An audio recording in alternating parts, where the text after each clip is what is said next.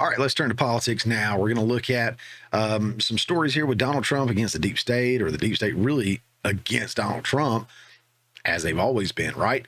There's a lot of talk about him being elected and using his political power and influence to go after his political opponents, use the Department of Justice to go after him, not like they're not doing that against him now, right? I mean, look, if we're honest, we've seen it, we know. So let's look at a couple articles. We'll look at a couple examples. Let's see what's going on with all that.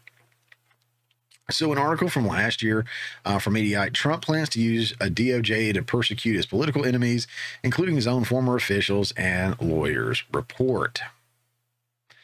Former President Trump, according to the new report, is planning to use the Department of Justice to go after his political foes, including some members of his prior administration, Washington Post reported Sunday.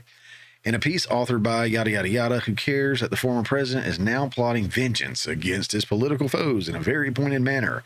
Donald Trump and his allies have begun mapping out specific plans for using the federal government to punish critics and opponents should he win a second term. He will.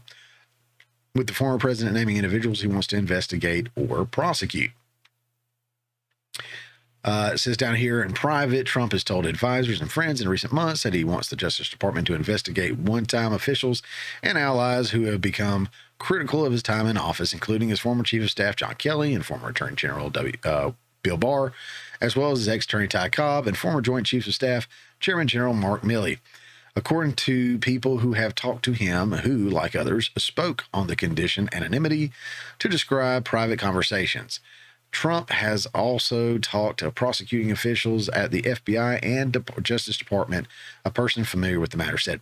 It's always interesting to me that they'll point to someone said this or someone said that or someone close to the president said that. Very seldom do they ever point to anything that actually happened. In fact, we'll get to a clip in just a little bit that's always left out of the media when they talk about January 6th. But they just go after him and go after him. Is there anything else in here we really need to talk about? But they're saying he's going to go after his political opponents, right? Let's check out this other guy right here. So this is something else he's up against, right? From the New York Times, tracking efforts to remove Trump from the 2024 ballot. Just FYI, too, quick break. If I'm talking about something, I'm referencing an article or stats or anything like that, I will always make my references available. They will always be in the description section of the video. So that way you can go in, you can look and see if I skipped over something. Like I didn't read everything in that last article. If there's something I skipped over that's vital to the conversation and I missed it, call me out on it. Go read it. Go check it out. Just pretty much skim over this.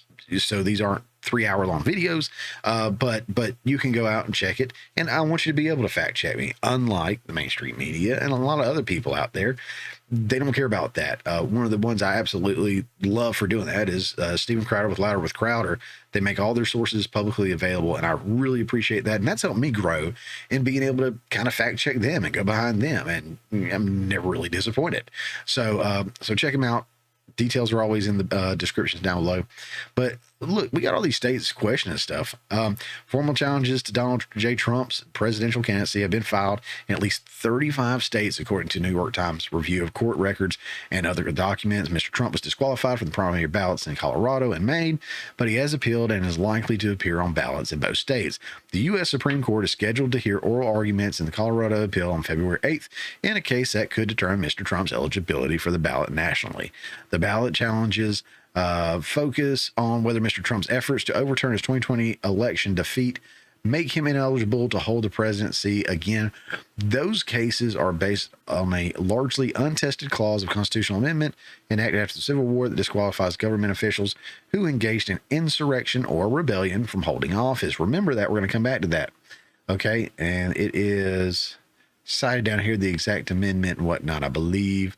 We'll get into that. So you got Alaska lawsuit is in federal district court, dismissed by the judge. Arizona lawsuit filed in federal district court was dismissed at Mr. Trump's request. An appeal of the case is pending. California's got a challenge. Colorado's got a challenge. Connecticut, Delaware, Florida, Idaho, Illinois, Kansas. Everyone is jumping in here trying to dismiss him for something that never happened. Okay, they keep citing an insurrection. There was no insurrection. Not one person has been charged with an insurrection. There was no attempt of an insurrection. Okay. Insurrection never happened. And they're blaming a man that not only did not incite an insurrection, but actually said to the protesters to protest and have your voices heard peacefully and patriotically. See, that's the part. That's the part they don't play for you. He called for peacefully and patriotically protesting, having your voices heard, which is a lot more than other Congress men, women, senators, House speakers, or whoever have gotten behind, like the Summer of Love, which we'll talk about in a little bit. But they were all about that. Burn down the buildings, shoplift, do your thing, whatever, in the voice of protesting and have your voices heard. Trump said peacefully and patriotically. If you don't remember that, I understand. Again, the media constantly had the video on repeat, but would always cut out that portion where he says peacefully and patriotically. For those of you that don't remember, here you go. I know that everyone here will soon be marching over to the Capitol building to peacefully and patriotically make your voices heard. So how was that inciting an insurrection? In what way does protest peacefully and patriotic, or have your voices heard peacefully and patriotically, incite an insurrection? Again, no one charged for an insurrection. It's not a thing that happened, but they keep using that word because it is the legal terminology that's found in that amendment so that they can disqualify him.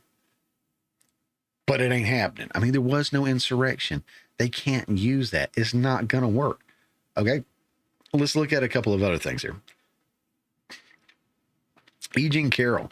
If you don't remember her, and I know she's big in the news right now, so it's probably fresh on your mind, but just in case, she accused him of doing the R word to her, taking advantage of her, in a dressing room at some fancy clothing store, right? They said that didn't happen. The courts didn't find him guilty of that at all. We'll talk about that in a second. It was something else. And he was upset. He's like, hey, this lady's a, whack job, and she's crazy, and she's out of her mind, and she's making these frivolous, these frivolous accusations about me that aren't true. Well, because he opened his mouth, they award her $83 million for damages and running her name through the mud and everything. Do you know what it does to someone when they're accused of assault or R-wording somebody or something like, just, do you know what that does to them and their reputation? This is clearly another strategic attack on Trump.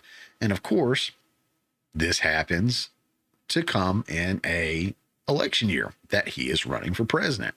So $83 million for him speaking about the case and her basically being a nut job. So here's her having a good time and not sounding like a nut job at all. And most definitely like a woman that suffered so much at the hands of Donald Trump. See what you think about this one. You've talked about using some of Trump's money that you're about to get to help shore up women's rights. Do you know what that might be, what that might look like? Yes, Rachel. Yes. Tell me. I had such great ideas for all the good I'm going to do with this money. First thing, Rachel, you and I are going to go shopping. We're going to get completely new wardrobes, new shoes, motorcycle for Crowley, new fishing rod for Robbie. Rachel, what do you want? Penthouse? It's yours, Nothing. Rachel. Penthouse and France? You want France? You want to go fishing in France? No? Oh, all right, okay. That's a joke. Yeah, just a joke. They really had that dude on MSNBC going to town with laughing. But just as a refresher here, it was, the jury finds Trump liable for sexual abuse, awards accuser $5 million. That was the original case. If we look a little further on here,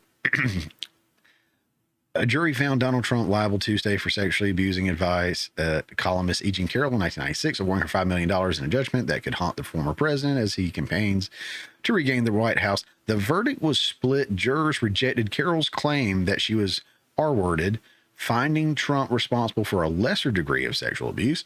The judgment adds to Trump's legal woes, yada, yada, yada. But you see, he wasn't even charged for that. So obviously getting accused of that would ruffle his feathers quite a bit. So if he spoke out against it, it's really not out of the realm of acceptability. If I was charged of something like that, I'd be pretty pissed off too. And I'd have a lot to say about that. So, he's getting slapped with a lot more than I'll ever make in my life just for running her name through the mud after she ran his name through the mud.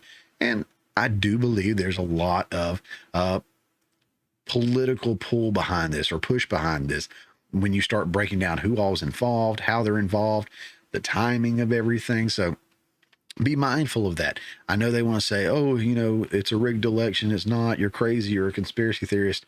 But if the pieces of the puzzle fit together, think about it. Remember this four-person? This is a four-person from my home state of Georgia, unfortunately. Fulton County, I want to say. She was just beside herself, super, super excited to swear in Trump. Now, I'm going to show a clip of that part of it. But in trying to find the right clip and a decent quality of it, I saw a longer version of the interview, and she's moving and flipping, and she's whacked out of her mind. And I did a little research looking it up. It doesn't look like she's resigned. I don't think she ever was removed.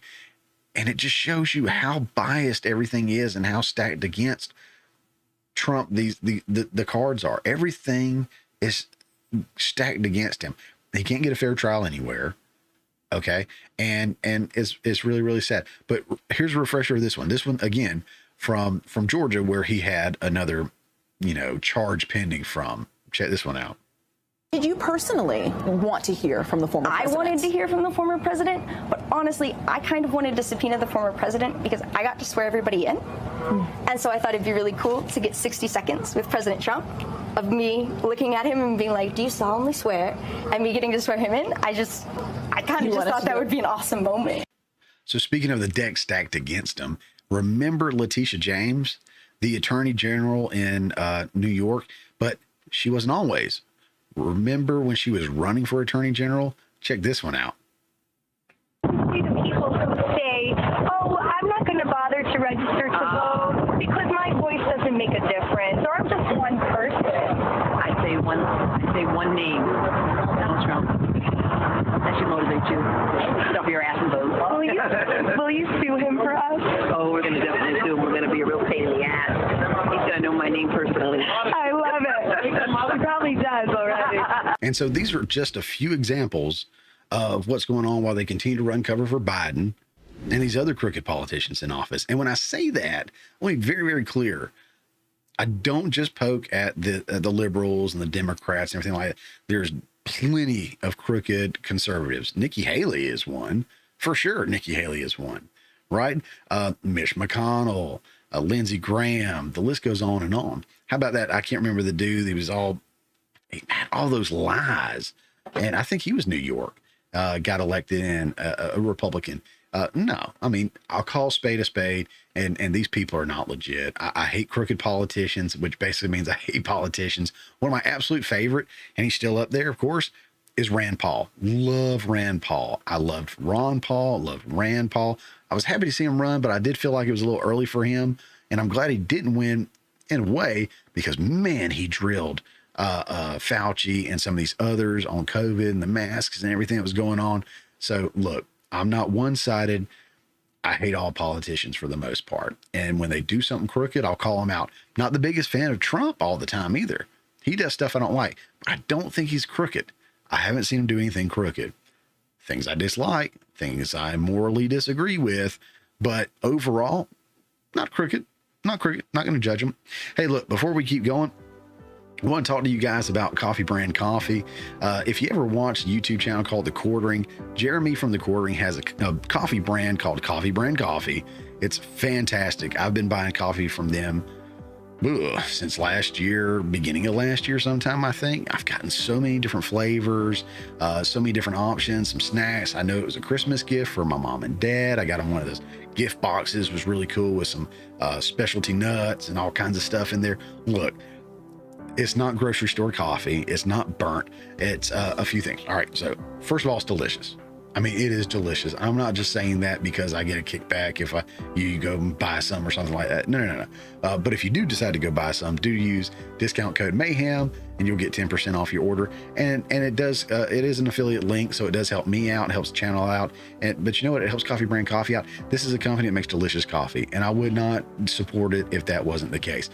Secondly, I've been trying to lose weight, as a lot of people have, and it's still the beginning of the year, right? So, not just this year. I try to lose weight every year, kind of disappoint myself in that.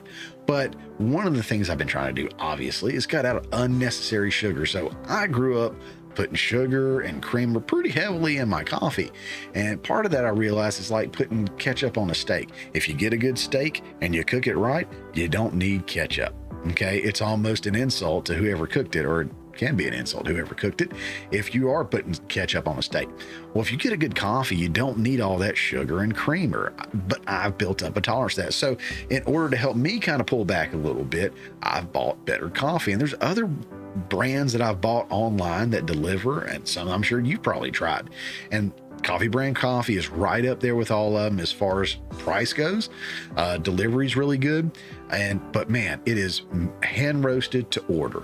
Okay, I think some of the flavors they make in batches, but as far as just the regular coffees go, hand roasted, made to order, and you can tell, man, when you get it, the box just smells good. It's amazing. They're not political. They're not gimmicky. They're not going to talk crap about their customers. So it's definitely a brand that you can get behind that's not going to crap on you. They're not going to Bud Light you. They're not going to, any of that other stuff, right? For the best coffee, tea, and cocoa you can order, visit coffeebrandcoffee.com today. Use promo code Mayhem at checkout. Save an extra 10% off your purchase. Direct link will be in the description below to help you out. So go check those guys out. Really, really big fan of them, and I think you will be too. Hey guys, thanks for checking out this clip from the Morning Mayhem. Remember, this is just a portion of the full show that comes out every Friday morning at 10 a.m. Eastern Time. If you hadn't already, don't forget to subscribe so you don't miss out on any of the full shows or these tasty little nuggets.